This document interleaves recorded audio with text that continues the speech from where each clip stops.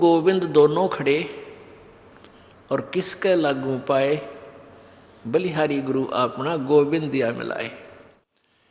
और कहते हैं कबीर हरि जय रूठ जा, तो गुरु की शरण जाए और कहे कबीर गुरु रूठ गया था ना, हर नहीं करे सहाय। अब जैसे जिस प्राणी के पुण्य अक्षीण हो जाते हैं, जब तक पुण्य रहते हैं तब तक तो प्रत्येक प्राणी सुखी नजर आता है। घर में भी, व्यवसाय में भी, बाल बच्चे भी ठीक हो जाते हैं, शादी ब्याह भी हो जाता है। और फिर जब पाप कर्मों का दौर प्रारंभ होता है, क्योंकि ये मिश्रण कर रखा है काल भगवान ने, हमारा प्रारब्ध बना रखा है, तो हमारे संचित पुण्य और पापों में से जो डिपॉजिट हैं जन्म जन्मांतर के, उनमें से एवरेज रेशो से निकाल के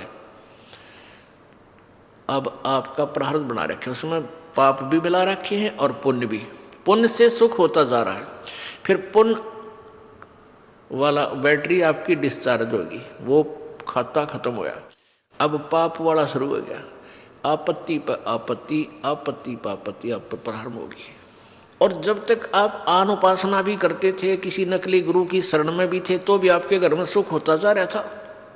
आप ये सोच रहे थे हमारे सतगुरु जी की दया से सब कुछ हो रहा है, और फिर उसी सतगुरु जी की शरण में रहते रहते सारी ब्रेन माटी होगी, फिर कहाँ गया वो सतगुरु जी। इम्प्रूव होना चाहिए था, तो आप तो बिल्कुल गिरावट में आ गए। तो पुण्य समाप्त हो गए, पाप शुरू हो गए। जब इंसान कोई गधा दुखी हो जाता है तो वो क्या कहता है, भाई मेरा राम रूठ गया, मेरा भगवान रुष्ट हो गया, मेरा भगवान रूठ गया, मेरे ऊपर आपत्तियां आ गई। और जो सुखी नजर आता है उसको आम आदमी का आग्रह, इस पर भगवान राजी हो रहा है, इसका परमात्मा राजी है, इसके घणे अच्छे कर्म हैं। तो परमेश्वर क्या बताना चाहते हैं कि जैसे आपके पुण्य समाप्त हो गए, अब जैसे कोई व्यक्ति एक नल पर से घड़ा भर ले गया पानी का और कहीं दूर जाकर के कार्य कर रहा, खेत में या मजदूरी, किसान का काम या जैसा भी, या अपने घर पे ले आया, जब तक वो जल है उस घड़े में तो कोई प्रॉब्लम नहीं। और जब घड़े का जल समाप्त हो जाता, समस्या आ जाती है और प्यासे मर जाते हैं, तो कहाँ जाते हैं, फिर हैंडपंप के पास जाते हैं और उसकी करके पूजा यानी सेवा करके हैंडपंप से फिर भर लेते हैं। तो यहाँ परमात्मा कहते हैं कि जैसे वो जल है वो तो मान लो भगवान, क्योंकि जल से प्यास बुझी, आनंद हुआ, सुख हुआ। और नल का समझ लो गुरु, क्योंकि गुरु बिना भगवान मिला को नहीं, ये नियम है। तो हैंडपंप ने तो गुरु मानो और मटके के जल को भगवान मान लो, वो आपके पुण्य है।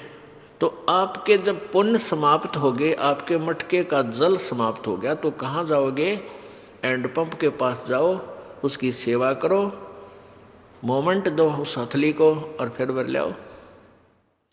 और जो हैंडपंप पे खराब कर दिया आपने, फिर जल ना मिला आपको।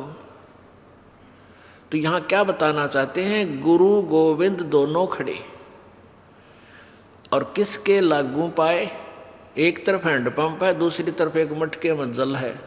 तो कहते हैं किसको अधिक आदर करूं, एक तरफ भगवान खड़ा है मान लीजिए, एक तरफ गुरु जी हैं, तो किसको प्राथमिकता दूं। परमात्मा उत्तर भी दे रहे हैं कि बलिहारी गुरु अपना जिन गोविंद दियो मिलाए। और पुण्यात्माओं, खुद भगवान बतावे, आंखों देखा संतान, वो संत बतावे जिनको परमात्मा मिले, और चारों सभी सदग्रंथ बतावे, तो फिर उस बात में कोई त्रुटि नहीं होती। ऐसा प्रमाणित ज्ञान आपको इस चौथे युग में ही मिल सकता है, और इस चौथे युग का यही वो प्राइम टाइम है। और धन है आपके माता पिता जिनसे जन्म हुआ, आपका ऐसे समय में जन्म, और ये मनुष्य जीवन और ये क्षेत्र पूरे विश्व में यदि वर्तमान में कोई अक्षेत्र बचा है तो भारतवर्ष का वो अक्षेत्र है कुछ जिसमें अभी विकार अधिक घर नहीं कर पाए हैं, जैसे मांस, शराब, ये बकवाद। तो अब ऐसे स्थान पर आपका जन्म हुआ। वैसे तो परमात्मा ने, चाहे कोई कसाई भी है, इस भक्ति से, इस परमात्मा के नाम से उनका भी उद्धार होगा, क्योंकि ये मंत्र इतना जबरदस्त है। इसको चाहे कोई भी जाप करो, बुराइयां त्याग दे, जैसे पहले होली सो होली, पिछले सभी पापों का नाश कर देगा ये भगवान। बड़ा दयालु है, इनके पास वो समर्थ शक्ति है। ये मंत्र यथार्थ है, जिसकी थोड़ी भक्ति से भी घना लाभ आपको होगा। तो प्रत्येक प्राणी पार हो सकता है, ये रास्ता ठीक मिल गया। तो क्या बताते हैं, आप वो पुण्यात्मा हैं जो इस मार्ग पर लग रहे हो, किसी ना किसी कारण से आप यहाँ पहुंच रहे हो। आप कोई दुख में यहाँ आया है, किसी से सुनकर कि वहाँ ऐसे राहत मिलती है, वो तो 100% है, वो तो दुख आपका दूर होगा ही होगा। वह तो चिंता करने की जरूरत नहीं आपने, पर विश्वास आपका चाहिए।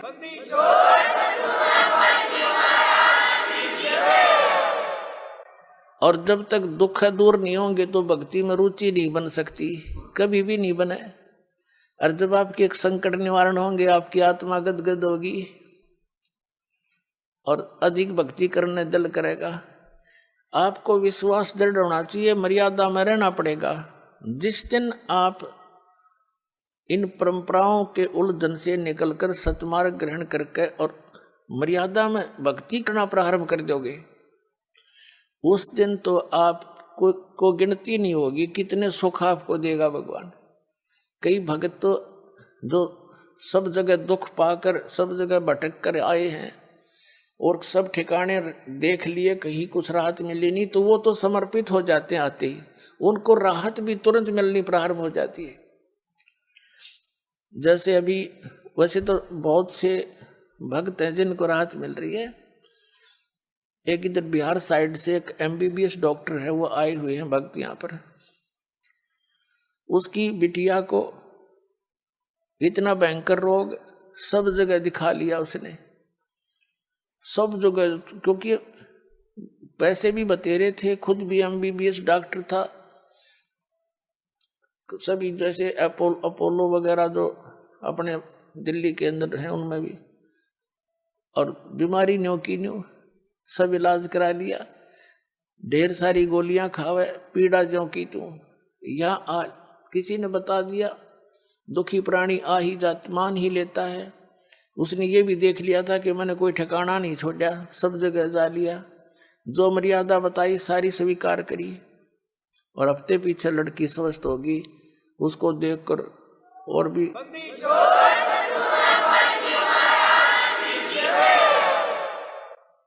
तो कहने का भाव ये। फिर वो जा करके उसने वहां बताया, सबने देखा, क्योंकि सब उसके मित्र प्यारे जहाँ वो क्लिनिक रखी थी वो सब को पता था कि लड़की बहुत दुखी थी।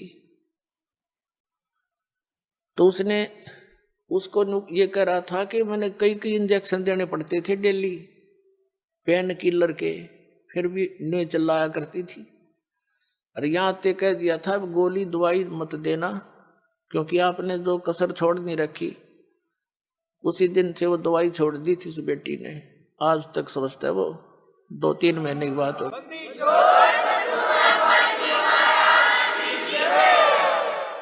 पुण्यात्मा, जहाँ तक मेडिसिन यानी दवाई का जो काम है वो अपने स्तर पर ही कर सकती है, और जो संस्कार में जो दुख है वो मेडिसिन से दूर नहीं हो सकता, वो आध्यात्मिक पीड़ा है, तो आध्यात्मिक शक्ति से ही ठीक होती है वो। तो यहाँ हर तरह से सुविधा है, आपका प्रत्येक रोग भी नाश होगा।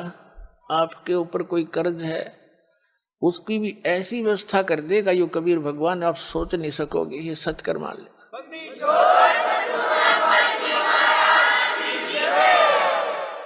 जैसे 2 नंबर से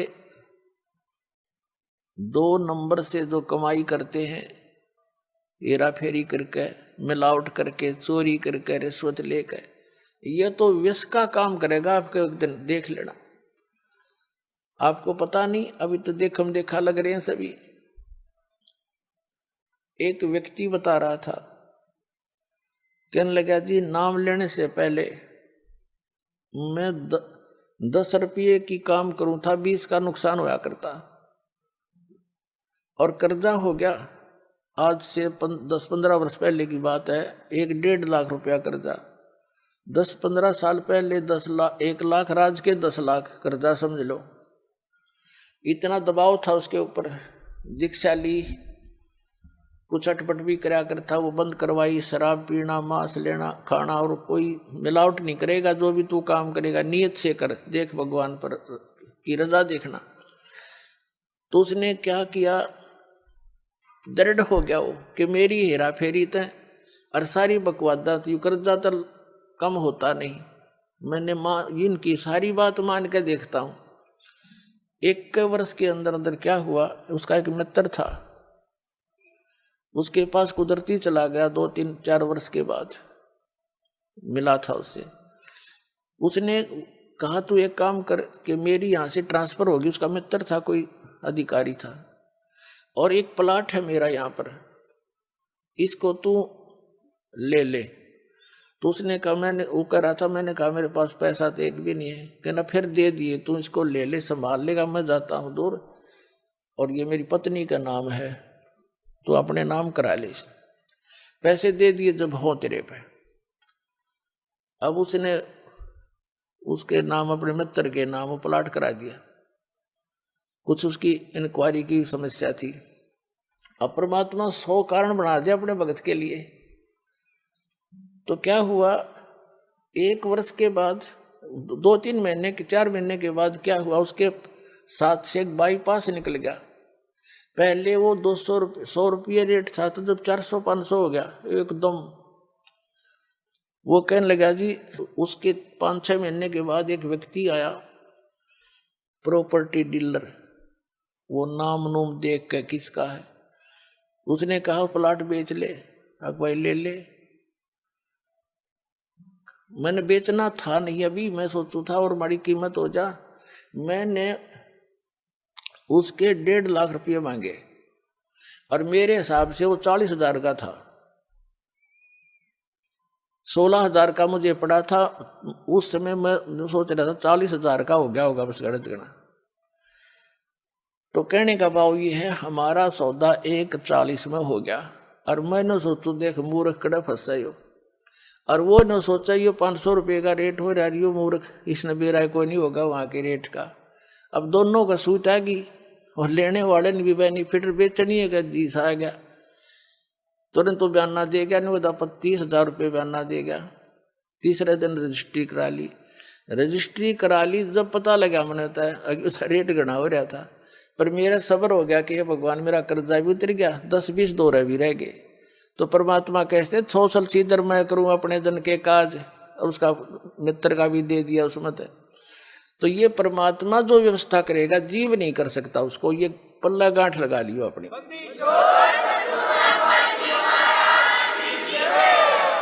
बिन साहेब की बंदगी की तो ठोर ठिकाना ना, हम इसको ठिकाना मान रहे। कोठियों को कल मृत्यु हो जाए, काय का ठिकाना ये खाक ठिकाना हमारा। हम इस बांधे हुए बैठे हैं, कति समर्पित हुए बैठे हैं, और बकवाद करें, नारी पाप इकट्ठे करें वो अलग से। तो पुण्यात्माओं, जब आप सतलोक आश्रम बरवाला में आवे तो पहले ये निश्चय करके आया करो। और फिर जो आपके ऊपर तो मालिक अनजान थोड़े ही है। जब आप डॉक्टर के पास आ गए हार थक के, तो फिर डॉक्टर कोई बालक थोड़ा है, वो सब जानता है इसकी कौन सी वस्तु कहाँ डिफेक्टिव है, और कौन सी बीमारी का पहले इलाज करूं ताकि इसका जीवन बचा रहे।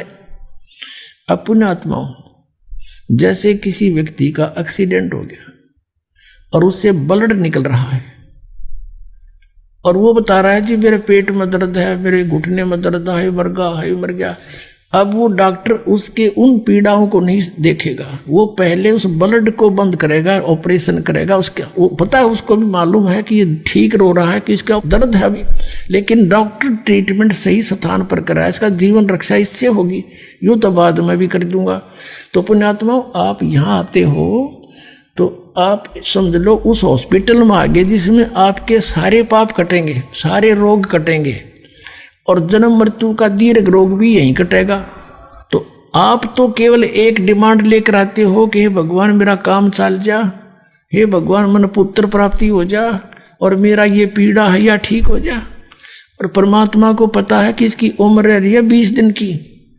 अब आपका वो दुख हटावेगा उस जिससे आपकी मौत ना हो, ये दुख तो फिर दूर कर देगा भगवान 2 दिन पीछे।